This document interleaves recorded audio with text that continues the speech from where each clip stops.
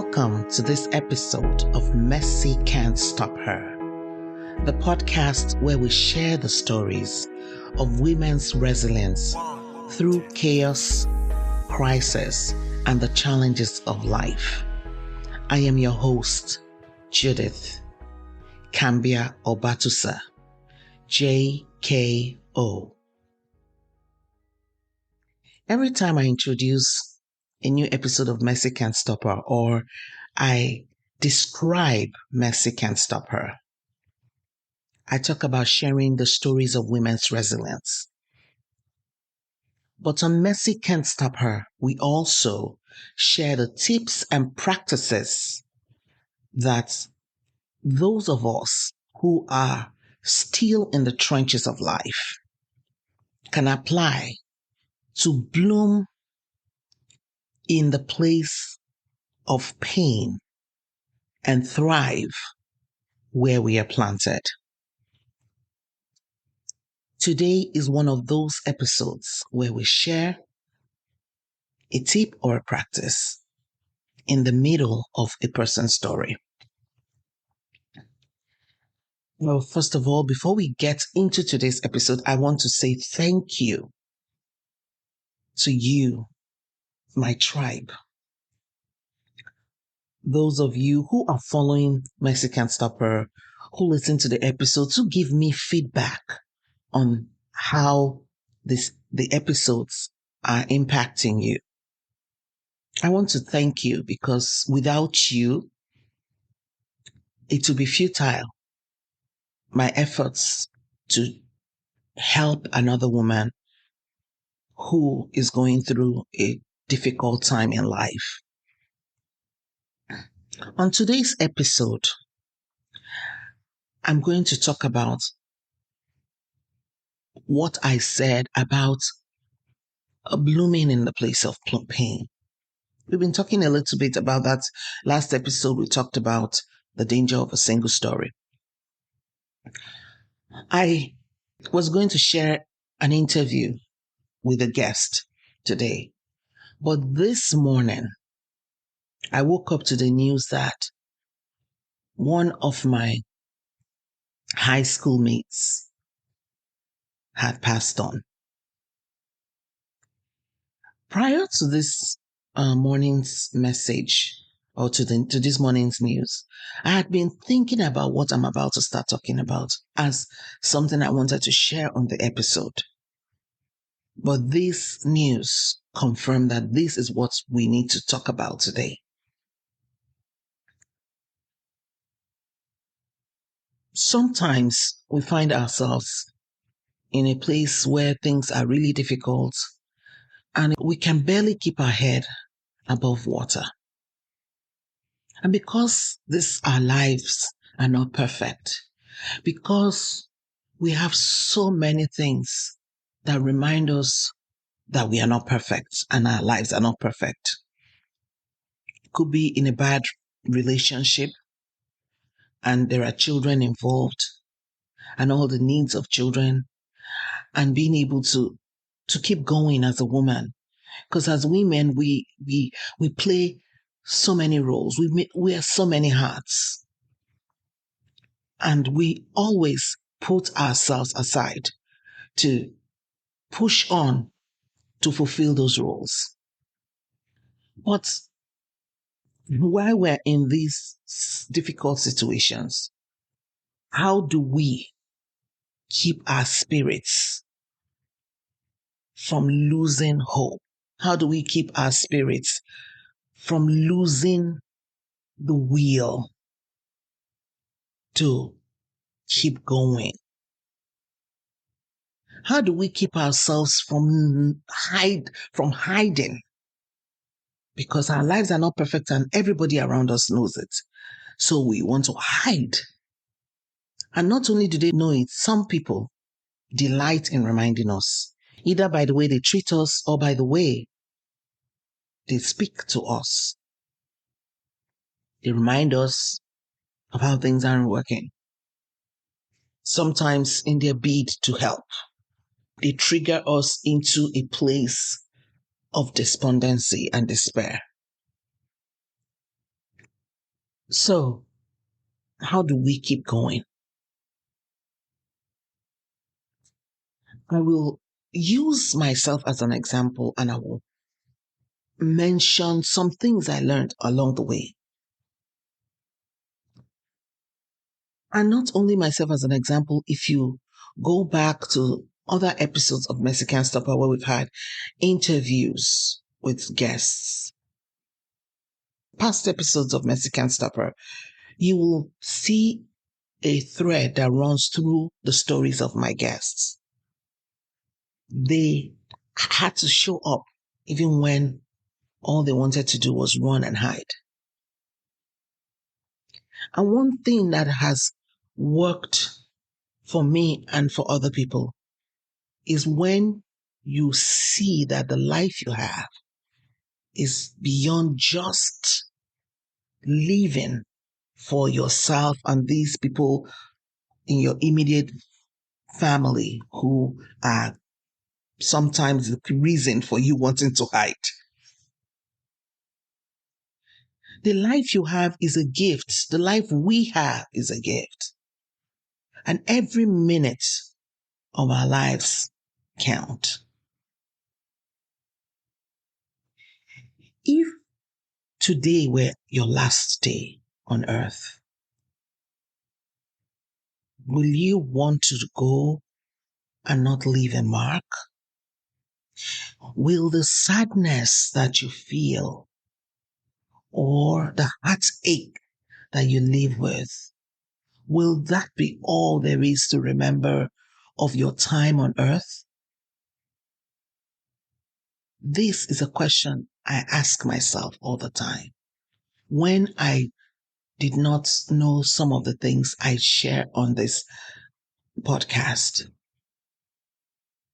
I had to ask myself those questions. And of course, I got prompted when I heard people like Les Brown describe the life he had before his friend died. And the friend died with many dreams unfulfilled, many plans he never got to bring to fruition. And that really woke me up. Prior to that, of course, I had been thinking there was more to my life than my troubles. And if you are in trouble, in a troubled life situation or troubling life situation, indeed, there is more to you than the troubles. You are not your troubles. There is more to you. And though your life may not be perfect, you still have value to give this world. Yes, sometimes you may even want to give up, throw in the towel of your life and stop going. And sometimes you wish you could disappear. But you know what? I always, when I'm feeling like disappearing, ask myself, is this the way it's going to end? Is this all I'll be remembered for? Is all the goodness in me just going to fizzle away because life is imperfect? So I'm asking you the same question. Or I'm challenging you to ask yourself the same question. Will your anxiety, depression, bad marriage, struggling children, bad work situation, bad financial situation, would that be all you'll be remembered for? You know, the beauty of the life that we have is that we are made up of facets, different facets of life. We are not only employees or workers or business owners. We are also lovers. We are also helpers. We are somebody's sister or maybe someone's cousin or auntie. We are many people in one. And if one part of our life isn't working, or 10 parts of our life is not working, we can afford to focus on a side that's working. So in my journey, one thing that I found that helped me, that I loved, is helping others. It's a personality trait for me. When I help other people, I feel very happy. So I wanted to do the things that gave me joy.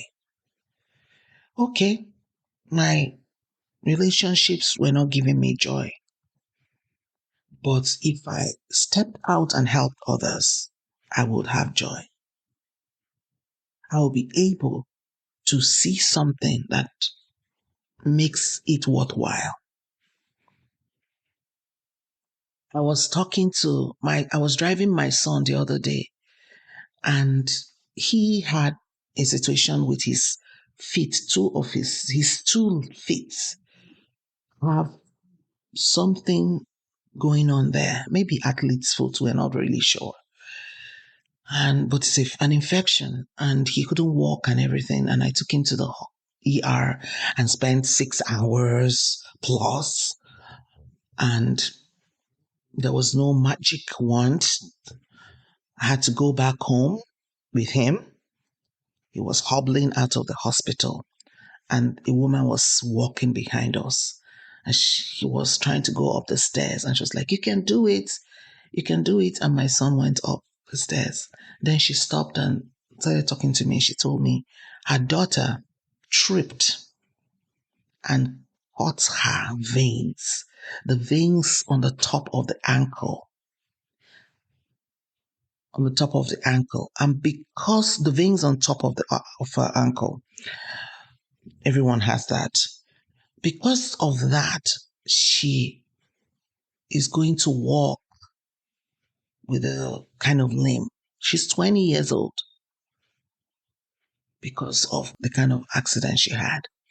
And we talked a bit, and then she left and we said goodbye, and we got into our car. And my son, as we're driving, said to me, "Mommy, when you think you have it bad, someone else has it worse." And I told him, I thank you for being that insightful.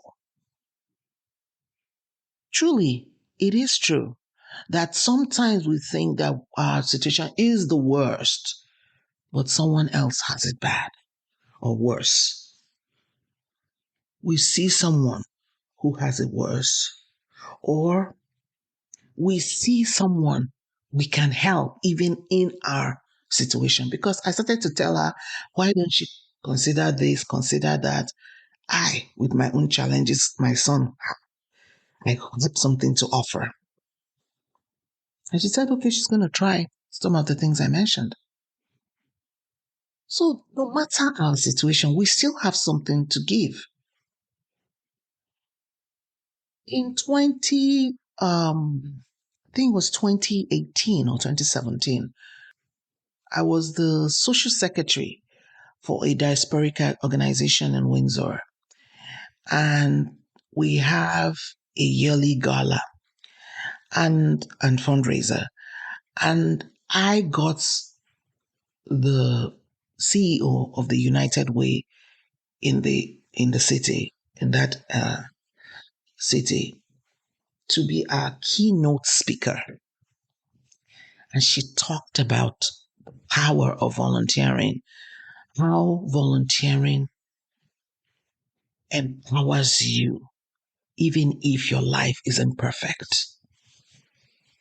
And in my personal life and the lives of many of the women I have interviewed and people that I know personally, when we serve, when we serve,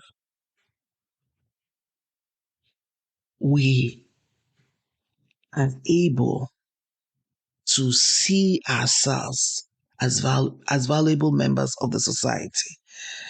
We are able to see that we are more than our challenges. So today I want to encourage you. Get involved in your community. Get involved where you live. Oh, yes, my community. Many people there know me. They know my challenges. They treat me badly. Well, you can't you can't control other people's behavior, but you can choose how you show up. Or rather, you can choose to show up and do your best and let them go on with whatever it is they're doing. This morning, when I got the news that my schoolmates had passed on, imagined the life that she had, the things she left undone. Somebody wrote in our group, please show up. Let us be in contact. Don't let us just die and we just hear. Maybe go to Facebook and somebody says, my mother has passed. Let us know that our lives are not the sum total of our problems. Our lives are the sum total of everything that we are. And in us, despite our troubles, there is good. There's still value you can give. There's still a word of encouragement you can give someone else. So if you are in that situation where life is imperfect for you and it's taking over all of your thinking, can I encourage you? Or rather, can I challenge you to seek out an organization, even if it's your children's school, and volunteer there? There is good in you. There's life experiences that you can share with others so that they don't make your mistakes, those mistakes that you feel are holding you down, those mistakes that may actually be holding you down. Because I don't want to invalidate your experience. So there might be limitations that have been placed around your life because of the things you're going through or you've gone through. But any limitation on our lives is not forever. That's why it's a fight. That's why we're fighting to come out of the situation we found ourselves. That's why we will not settle for the trenches. We want to be on the hilltop. And hilltop doesn't necessarily mean be a social media influencer, be the famous Judith, but hilltop is a life where you are happy, where you look around you and you are very grateful that your life is not where it used to be. It is possible. So take a moment and stop thinking about how things aren't working for you. Stop thinking about the terrible relationship you may be in, or the terrible relationship you were in that took your money, took your youth. Take just a moment to stop thinking about it and think about the fact that those relationships have empowered you. Those experiences have empowered you to help someone else to not have to go through them, to help someone else with the wisdom you've gained, to go to a nonprofit and volunteer your time, to go to your children's school and be on the parents' council, to go to a homeless shelter and serve. When you do that, I can assure you from my experience and the experiences of the wonderful women who have been guests on this show, on this podcast, and many other people that I know, many books of people's stories that we have out there. When you decide that you are not just the sum total of trouble or challenges, but that in you there's something you can give. When you decide to show up, to stand up and help someone else, mercy won't stop you. thank you so much for listening to this episode of Mercy Can Stop Her. See you next time.